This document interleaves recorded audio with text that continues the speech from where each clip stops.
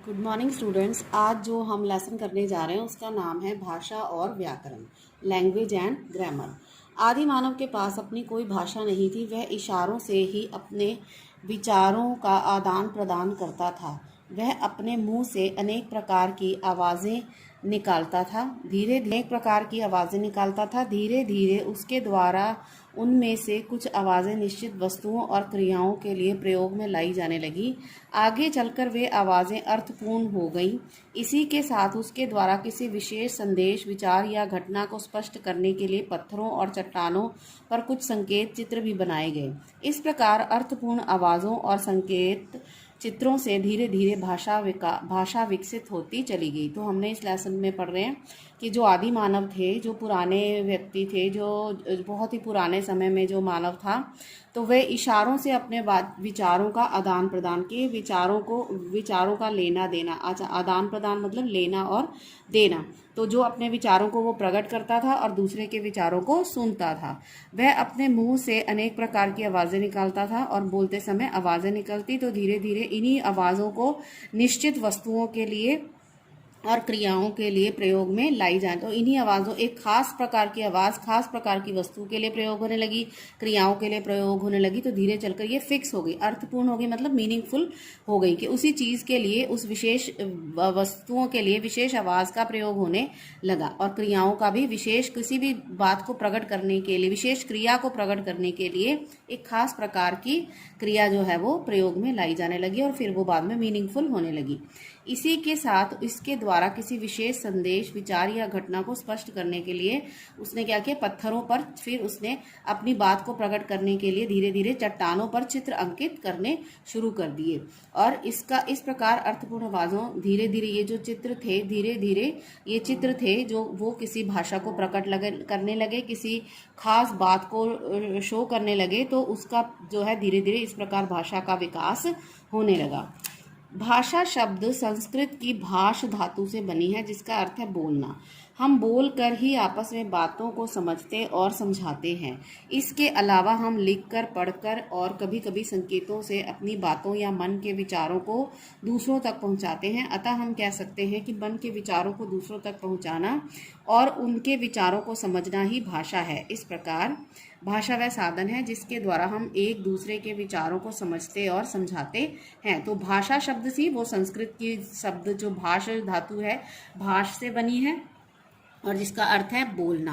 और हम क्या करते हैं, अपनी बात को समझाने के लिए या तो हम बोलते हैं, ठीक है, जब हम आपस में बातें करते हैं तो एक जना बोलता है, दूसरा सुनता है। तो इस प्रकार हम दूसरों को बोलकर अपनी बात समझाते हैं और दूसरों की सुनकर समझते हैं। इसके अलावा हम लिखकर और पढ़कर, एक जना लिखता है तो दूसरा उसे पढ़कर समझ जाता है कि हम क्या कहना चाहते हैं। फिर इसके अलावा हम कुछ संकेतों का भी, इशारों से भी कुछ बातें होती हैं। बेशक ये कम होती हैं, इशारों से हम कम ही बातों को समझ सकते हैं, लेकिन कुछ इशारे ऐसे होते हैं जिनको करने से हम समझ जाते हैं कि हमारे सामने वाला व्यक्ति क्या कहना चाहता है। अतः हम कह सकते हैं कि मन के विचारों को, तो अपने मन के विचारों को जब हम दूसरों तक पहुंचाते हैं उसी को हम क्या कहते हैं, भाषा। तो भाषा वह साधन है, एक जरिया है जिसके द्वारा हम एक के विचार को एक जना बोलकर समझाता है, दूसरा जना सुनकर समझता है, और फिर कई बार हम लिखकर अपनी बात को प्रकट करते हैं, दूसरा उसे पढ़कर समझ जाता है। तो भाषा के विविध रूप। कक्षा में अध्यापिका अपनी बात बोलकर छात्रों को समझाती हैं और छात्र सुनकर उनकी बात समझते हैं। पुस्तक में लेखक लिखकर अपनी बात समझाता है और हम पढ़कर लेखक की बातें समझते हैं। तो इस प्रकार हमने देखा कि कक्षा में अध्यापिका जो है वो जब बोलते हैं, जब कोई भी टीचर आपको पढ़ाता है तो वो बोलता है, तो वो बोलकर अपनी बात स्टूडेंट्स को समझाता है। और जो हम किताबें पढ़ते हैं तो जिस लेखक ने लिखी होती है वो हम पढ़कर उसकी बात को समझते हैं कि लेखक क्या कहना है। कई बार हम कहानी पढ़ते हैं, कई बार जैसे ये भाषा और व्याकरण के बारे में पढ़ रहे हैं, तो इस प्रकार हम इस पढ़कर इसको समझते हैं। ये भी भाषा का एक रूप है। मगर जब हम सड़क पर होते हैं तो संकेतों को देखकर यातायात संबंधी बातें या नियमों को समझते हैं। तो हमने देखा जब हम सड़क पे जा रहे होते हैं तो एक जो जिसको हम क्या कहते हैं उसको मगर जब हम सड़क पर होते हैं तो संकेतों को देखकर यातायात संबंधी बातों को समझते हैं। तो ट्रैफिक पुलिस जो होता है वो समय सड़क पर बताता है ना, कई बार वो किसी की तरफ इशारा करता है तो वो गाड़ी चलने लगती, दूसरे को रुक जाने का इशारा करता है, वो गाड़ी उस तरफ से रुक जाती है। तो इस प्रकार हम उसकी बातों को इशारों से समझ जाते हैं कि वो क्या कहना चाह रहा है, कि हमें चलने का इशारा दे रहा है या हमें रुकने का इशारा दे रहा है। तो इस आधार पर हम भाषा के 3 रूप होते हैं, मौखिक भाषा, लिखित भाषा और सांकेतिक भाषा। तो मौखिक भाषा कौन सी है? जब हम बोलकर अपने विचारों को प्रकट करते हैं, और दूसरा जो है वो हमारी बात को सुनकर समझता है। जैसे टेलीफोन पर एक दूसरे से बात करते हैं, रेडियो पर समाचार सुनते हैं, भाषण कोई नेता भाषण देता है, या कोई दादा दादी कहानी सुनाते हैं, माता पिता कोई भी कविता सुनते हैं, तो उसको हम कहते हैं मौखिक भाषा का रूप।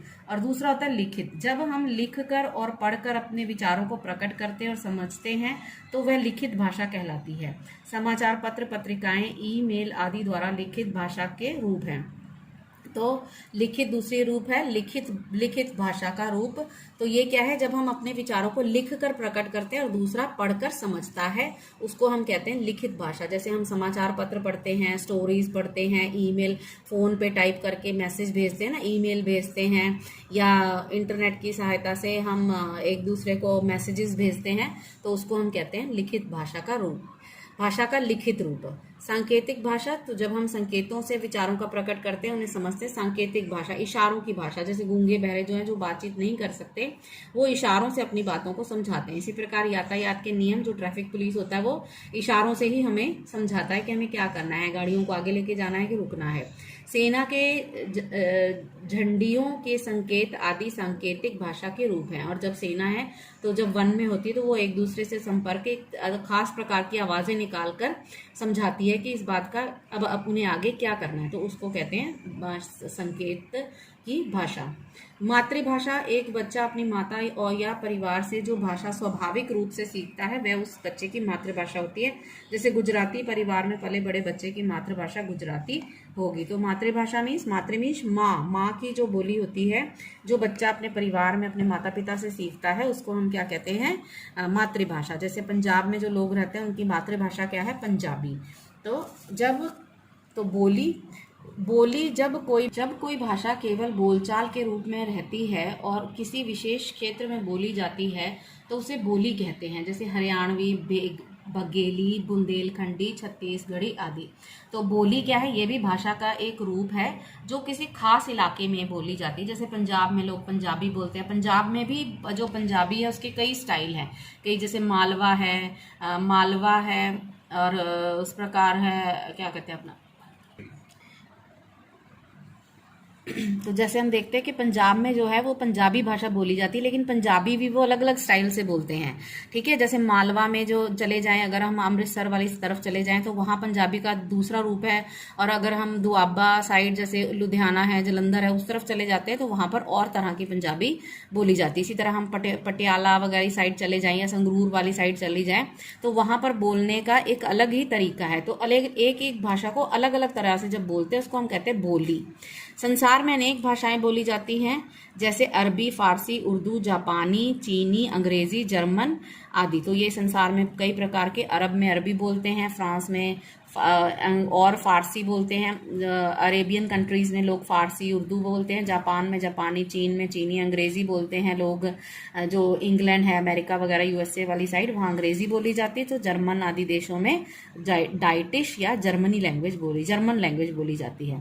भारत में अनेक भाषाएं, क्षेत्रीय बोलियां प्रचलित है, जैसे पंजाब में पंजाबी, केरल में मलयालम, कर्नाटक में कन्नड़, तमिलनाडु में तमिल। भारत में संविधान में 22 भारतीय भाषाएं जो है वो मान्यता प्राप्त हैं, जैसे असमिया, बंगला, बोडो, डोगरी, गुजराती, हिंदी, कन्नड़, कश्मीरी, कोंकणी, मैथिली, मलयालम, मणिपुरी, मराठी, नेपाली, उड़िया, पंजाबी, संस्कृत, संथाली, सिंधी, तमिल, तेलुगु, उर्दू।